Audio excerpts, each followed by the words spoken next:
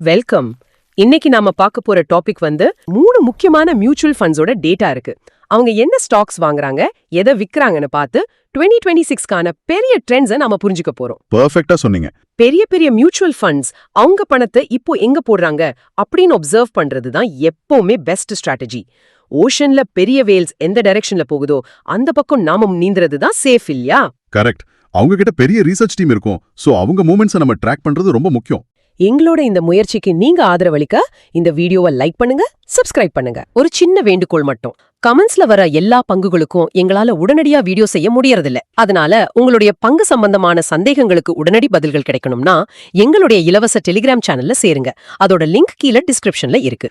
உங்களை போலவே பலரும் தங்களோட போர்ட்ஃபோலியோவை ஆழமா புரிஞ்சுக்க விரும்புறீங்க. அதுக்காக நாங்க இப்போ போர்ட்ஃபோலியோ அனாலிசிஸ் மற்றும் ரீஸ்ட்ரக்சரிங் சர்வீஸ் ஆரம்பிச்சிருக்கோம். இதுல ஆர்வம் இருந்தா டிஸ்கிரிப்ஷன்ல இருக்கிற மெயில் ஐடிக்கு எங்களை கான்டாக்ட் பண்ணுங்க.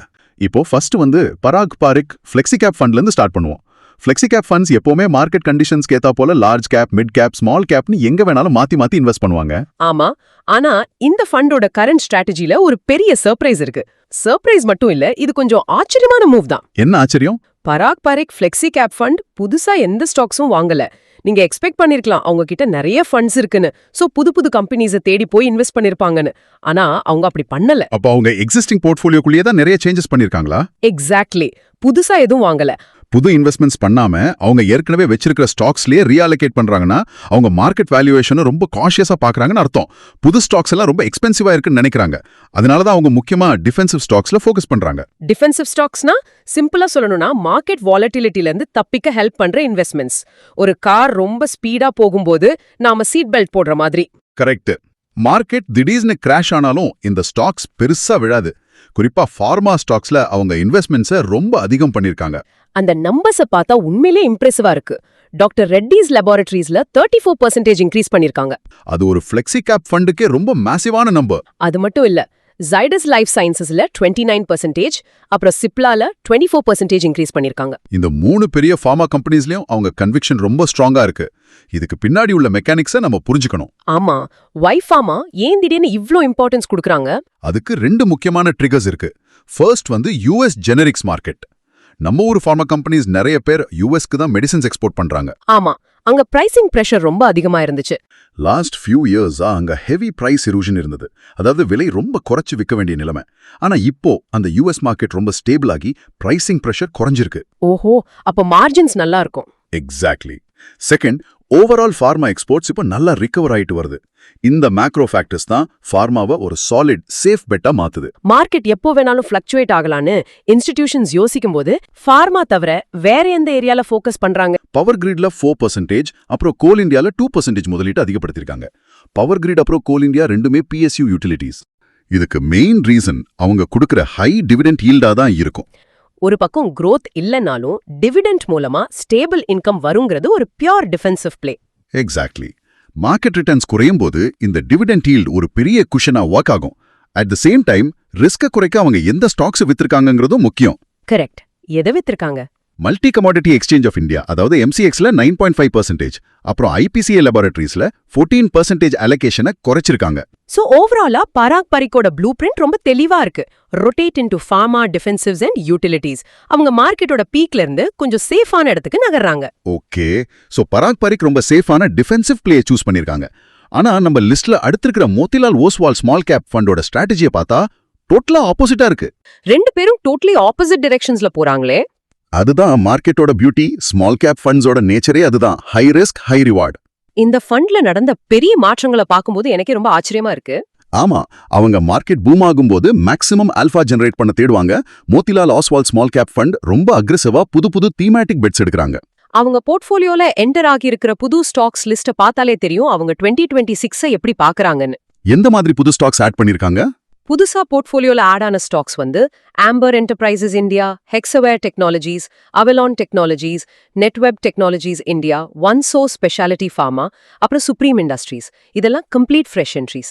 இந்த கம்பெனிஸ் எல்லாம் என்ன பண்றாங்கங்கறத தெளிவா பார்க்கணும். இது கொஞ்சம் சிம்பிளா பிரேக் டவுன் பண்ணுவோம். கண்டிப்பா. ஆம்பர் அப்புறம் அவெலான் டெக்னாலஜிஸ் ரெண்டுமே EMS கேட்டகரியில வருது. அதாவது பெரிய பிராண்ட்ஸ்க்கு எலக்ட்ரானிக்ஸ் அசெம்பிள் பண்ணி தர்ற பேக்ரவுண்ட் ஹீரோஸ் இவங்க தான். ஓகே, இந்தியாவோட மேக் இன் இந்தியா புஷ் அப்புறம் PLI ஸ்கீம்ஸ்னால இந்த செக்டர் இப்போ ரொம்ப ஹாட்டா இருக்குன்னு சொல்றீங்க. Correct. AC boards, washing machine பார்ட்ஸ்னு எல்லாமே இங்க தான் மேனுஃபேக்சர் ஆகுது. ஒரு நிமிஷம், ஆதித்யா இன்ஃபோடெக்ல அவங்க இன்வெஸ்ட்மெண்ட்டை எவ்ளோ இன்க்ரீஸ் பண்ணிருக்காங்க தெரியுமா? 1464% அதிகப்படுத்திருக்காங்க. ஒரு ஸ்மால் கேப் ஃபண்டை இந்த அளவுக்கு ஒரு சிங்கிள் ஸ்டாக் மேல ஹெவியா பெட் பண்றாங்கன்னா they must know something we don't. It is a crazy jump. Aditya Infotech mainly surveillance and security systems. அதாவது CCTV cameras, CP+ brand எல்லாம் இவங்களோடது தான். ஓ, அப்போ இந்தியா ஃபுல்லா டிஜிட்டல் இன்ஃப்ராஸ்ட்ரக்சர் அப்புறம் செக்யூரிட்டி அப்கிரேட்ஸ் நடந்துட்டு இருக்கறதால இவங்க பெரிய பெனிஃபிஷரியா இருப்பாங்கன்னு ஃபண்ட் மேனேஜர்ஸ் நம்புறாங்க. ஆமா, அதே போல திருமலை கெமிக்கல்ஸ்ல 230% இன்க்ரீஸ் ஆயிருக்கு. அது தவிர ட்ரிவேணி டர்பைன், PG எலக்ட்ரோபிளாஸ்ட் அப்புறம் ஆதித்யா விஷன்லயும் அவங்க அலோகேஷன் ஹெவியா இன்க்ரீஸ் ஆயிருக்கு. ஆதித்யா விஷனை பத்தி நாம கண்டிப்பா பேசணும். அதுல என்ன அவ்வளவு ஸ்பெஷல்? இது Tier 2, Tier 3 சிட்டிஸ்ல இருக்கிற ஒரு எலக்ட்ரானிக்ஸ் ரீட்டைல் செயின். மக்களோட ஸ்பெண்டிங் பேட்டர்ன்ஸ் மாறிட்டு வருது. ஆமா, சென்னை, பெங்களூர் மாதிரி பெரிய சிட்டிஸ் மட்டும் இல்லாம சின்ன ஊர்களையும் மக்கள் பெரிய பெரிய ஸ்மார்ட் டிவிஸ், வாஷிங் மிஷின்ஸ் வாங்க ஆரம்பிச்சிட்டாங்க. அதோட டைரக்ட் ரிஃப்ளெக்ஷன் தான் ஆதித்ய விஷன் மேல அவங்க வச்சிருக்கிற நம்பிக்கை. இப்படி ஒரு பக்கம் ஹெவியா வாங்குற இந்த ஃபண்டு இன்னொரு பக்கம் நிறைய ஸ்டாக்ஸ்ல இருந்து வெளியே வந்திருக்காங்க. எந்த மாதிரி ஸ்டாக்ஸ்ல இருந்து எக்ஸிட் ஆயிருக்காங்க? MCX, Karur Vysya Bank, Apar Industries, KEI Industries, Cholamandalam Investment and Finance, Bharat Dynamics, அப்புறம் கேம்பஸ் ஆக்டிவ்வேர். இதுல இருந்தெல்லாம் எக்ஸிட்ஸ் அல்லது ஹெவி ரிடக்ஷன்ஸ் பண்ணிருக்காங்க. குறிப்பா பிரீமியர் எனர்ஜிஸ்ல இருந்து முழுமையா எக்ஸிட் ஆயிட்டாங்க. பிரீமியர் எனர்ஜிஸ் இப்போதான் IPO வந்து நல்ல ஹிட் ஆச்சு. அதுக்குள்ள ஏன் எக்ஸிட் ஆனாங்க? வேல்யூவேஷன் தான் மெயின் ரீசனா இருக்கும். ஒரு ஸ்டாக் IPOல வந்து ஓவர் ஹைப் ஆகி அதோட உண்மையான வேல்யூவை விட அதிகமா ட்ரேட் ஆகும்போது ஸ்மார்ட் மணி உடனே ப்ராஃபிட் புக் பண்ணிட்டு வெளியே வந்துரும். That makes sense. So இதெல்லாம் கனெக்ட் பண்ணி பார்த்தா மோதிலால் ஓஸ்வாலோட ஃபோக்கஸ் இப்போ தெளிவான 4 பிக் தீம்ஸ் மேல இருக்கு. நம்பர் 1 மேனுஃபேக்சரிங் அப்புறம் எலக்ட்ரானிக்ஸ். இதுல தான் அந்த EMS அப்புறம் சப்ளை செயின் கம்பெனிஸ் வருது. நம்பர் 2 AI அப்புறம் டிஜிட்டல் இன்ஃப்ராஸ்ட்ரக்சர். இதுக்காக தான் நெட்வெப் அப்புறம் ஆதித்யா இன்ஃபோடெக் மாதிரி stocks. Correct. Number 3 health care outsourcing. இதுக்கு அவங்க சூஸ் பண்ணிருக்கிற stock OneSource Specialty Pharma. Global pharma companies அவங்களோட மேனுஃபேக்சரிங்கை இந்தியாவுக்கு அவுட்சோர்ஸ் பண்றாங்க. அப்புறம் நம்பர் 4 கன்சம்ஷன் ரிகவரி. அதுதான் நாம பேசின ஆதித்ய விஷன் அப்புறம் V-Mart ரீட்டைல் மாதிரி ஸ்டாக்ஸ். இந்த தீம்ஸ் எல்லாம் ஃபியூச்சர் growth-ஐ டார்கெட் பண்ணி எடுக்கப்பட்டவை. இப்போ நாம 3வது ஃபண்டுக்கு போவோம். Motilal Oswal mid cap fund. இந்த ஃபண்டோட ட்ரெண்ட் டோட்டலா டிஃபரெண்ட். ஆமா, இவங்க மொத்தமா ஃபைனான்ஷியல் ஏகோசிஸ்டம் ஸ்டாக்ஸ் பக்கம் திரும்பியிருக்காங்க. பராக் பாரிக் ஃபார்மா பக்கம் போக இந்த மிட் கேப் ஃபண்ட் ஃபைனான்ஷியல்ஸ் பக்கம் ஃபோக்கஸ் பண்றாங்க. இந்த ரொட்டேஷன் ரொம்ப தெளிவா தெரியுது. புது என்ட்ரியா AU ஸ்மால் ஃபைனான்ஸ் பேங்க் உள்ள கொண்டு வந்திருக்காங்க. அது மட்டும் இல்லாம ஆல்ரெடி இருக்கிற ஃபைனான்ஷியல் ஸ்டாக்ஸ்லயும் அலோகேஷனை அதிகப்படுத்தியிருக்காங்க. Axis Bank, IDFC First Bank, PB fintech அதாவது Policy Bazaar, Aditya Birla Capital, Shriram Finance, Paytm அப்புறம் ICICI Prudential AMC இந்த எல்லா ஸ்டாக்ஸ்லயும் அவங்க இன்வெஸ்ட்மெண்ட்ஸ் இன்க்ரீஸ் ஆயிருக்கு. ஏன் இவ்ளோ சடனா ஃபைனான்ஷியல் ஈகோசிஸ்டம் மேல ஒரு ஃபோக்கஸ்? எனக்கு தெரிஞ்சு இதுக்கு பின்னாடி ஒரு பெரிய ரீசன் இருக்கு. Retail credit expansion.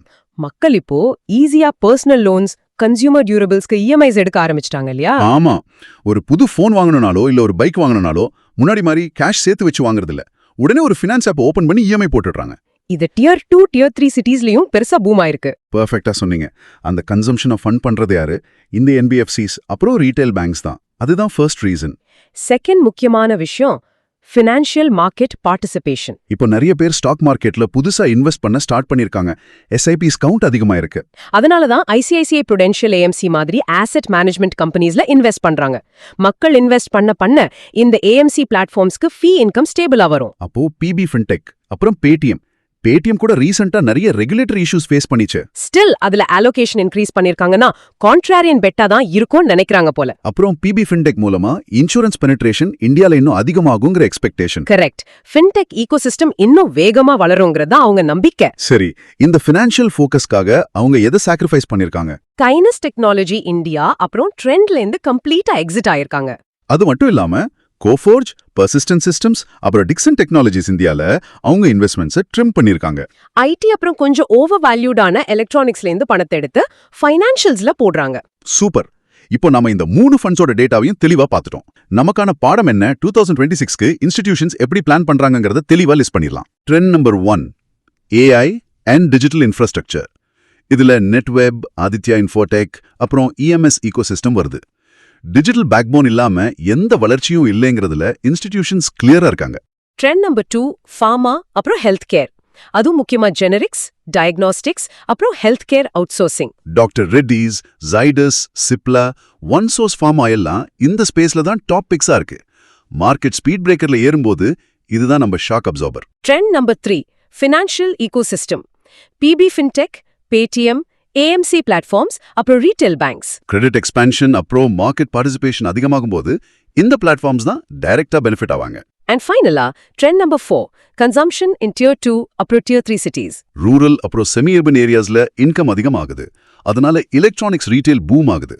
Aditya vision அப்புறம் விமார்ட் மேல இந்த ஃபண்ட்ஸ் ஹெவி கன்விக்ஷன் வச்சிருக்காங்க. இந்த எல்லா ஃபண்ட்ஸ்லயும் காமனா ஸ்ட்ராங் கன்விக்ஷனோட இருக்கிற ஸ்டாக்ஸை நாம தெளிவா நோட் பண்ணி வச்சுக்கணும். மேனுஃபேக்சரிங் அப்புறம் எலக்ட்ரானிக்ஸ்ல PG Electroplast, Amber Enterprises, ஆவலோன்.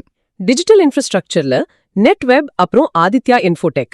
Financial பிளாட்ஃபார்ம்ஸ்ல பிபி ஃபின்டெக், பேடிஎம். இதெல்லாம் மல்டிபிள் தீம்ஸ்ல காமனா ரிப்பீட் ஆகிற strong signals. At the same time ஒரு பெரிய வார்னிங் சைனையும் நம்ம தெளிவா உங்களுக்கு சொல்லணும். வாங்குறது எவ்ளோ முக்கியமோ எதை விக்கிறாங்கங்கிறதும் அவ்ளோ முக்கியம்.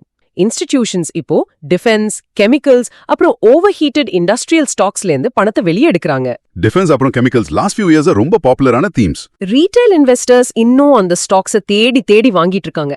ஆனா ஸ்மார்ட் மணி இப்போ அங்கிருந்து வெளியே வருது. வேல்யூவேஷன் ரொம்ப அதிகமாயிடுச்சு, இல்லனா growth பீக் ஆயிடுச்சுன்னு அவங்க நினைக்கலாம். எக்ஸாக்ட்லி. இன்ஸ்டிடியூஷன்ஸ் ஃபியூச்சரை நோக்கி போயிட்டு இருக்காங்க. நாம இன்னும் பாஸ்ட் பெர்ஃபார்மன்ஸை வச்சு பழைய ட்ரெண்ட்ஸ்லயே மாட்டிட்டு இருக்க கூடாது. உங்களோட போர்ட்ஃபோலியோவை நீங்க அப்டேட் பண்றீங்களா இல்லையாங்கறத ரிவ்யூ பண்ணுங்க. மார்க்கெட் எப்பவுமே ஃபார்வர்ட் லுக்கிங்கா தான் இருக்கும். நாம இன்னைக்கு டிஸ்கஸ் பண்ண ப்ளூ பிரிண்ட்ஸ் உங்களுக்கு ஒரு கிளியர் பெர்ஸ்பெக்டிவ் கொடுத்திருக்கோம் நம்புறேன். தேங்க்ஸ் ஃபார் வாட்சிங் திஸ் வீடியோ. இந்த டாபிக் பத்தி உங்களோட தாட்ஸை ஷேர் பண்ணுங்க. Please consult a financial advisor. This content is for educational purposes only. மீண்டும் சந்திப்போம்.